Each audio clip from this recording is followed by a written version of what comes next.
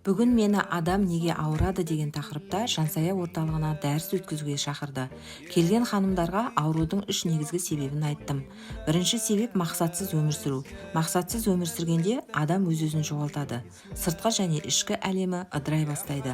Екінші себеп өкпе реніш, ашу ыза, кекті сақтау.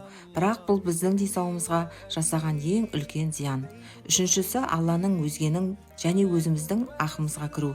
Әрбір әрекетіміздің артында жауапкершілік бар. Егер біз өзімізге немесе басқаларға қиянат жасасақ, ол да біздің денсаулығымызға кері әсер етеді. Бұны талқылаған соң ханымдармен топтық терапия жасауға көштім.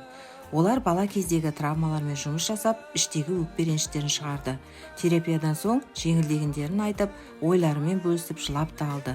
Соңында ханымдардың сұрақтарына жауап беріп, олар алғыстарын білдірді. Бұл қайырымдылық жасағаным үшін орталық алғыс хат табыстады.